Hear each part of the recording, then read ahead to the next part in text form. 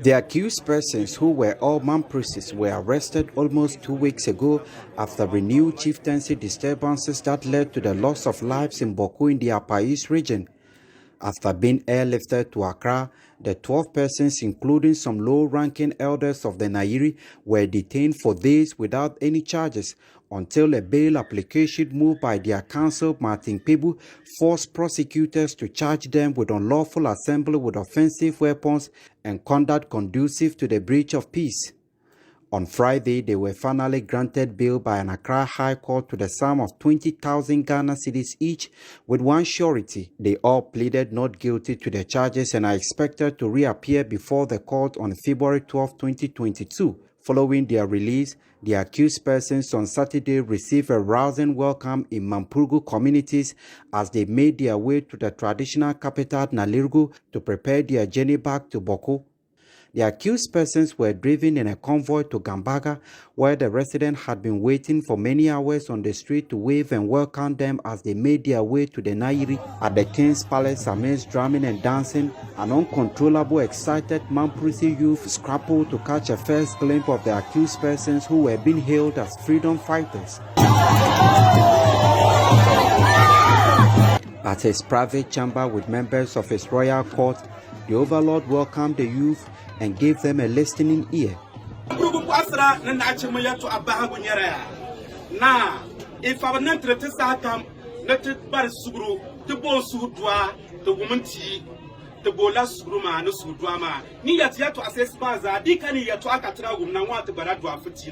executive of the Mampurgu Youth Association offered their greetings to the overlord and said they were first of all displeased by the way a manner the president, through his security agencies, arrested and manhandled his kinsmen who were in Boku on a mission on his behalf.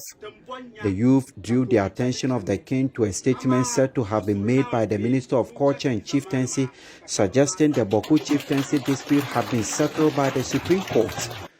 The youth said the arrest of the chief's elders and their subsequent detention was a show of gross disrespect to the authority of the overlord, for which reason they expressed their anguish and asked the overlord to retaliate against the government. The overlord, however, called for calm. He told the youth he had had sleepless nights over the matter and admonished them to exercise maximum restraint to avoid further escalations. The youth spoke to Joy News after the meeting with the overlord. As law-abiding citizens and peace lovers, we wish to make the following requests through you to the government to consider with immediate effect to bring closure to the persistent conflict in Boku, which affects Mampurgu in general. 1. That the government finds and prosecute the criminals who gruesomely murdered 2 of our innocent brothers who were on a business trip to Kulungugu. 2. That our kinsmen are released unconditionally instead of being admitted to bail. If the government has any genuine charges against them, they should proceed to prosecute, and we are ready to defend them in the law courts. 3. That government should stop peddling falsehood about the existence of a court ruling confirming Aburago as the legitimate chief of Boku. We challenge them to publish any such ruling, indeed, if there is any. Number 4, that the government should stop taking sides and meddling in chieftaincy matters in Boku, as the Constitution of the Republic of Ghana gives him no such powers to declare anyone anywhere as a legitimate chief of or otherwise.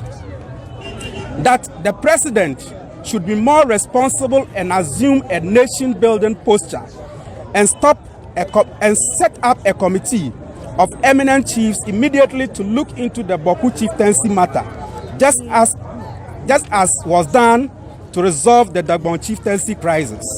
From Nalirgu, Ilyasu Tanko reporting. Thank you for watching. Subscribe and click the bell icon and get notified every time we share something interesting. We would love to have you on there.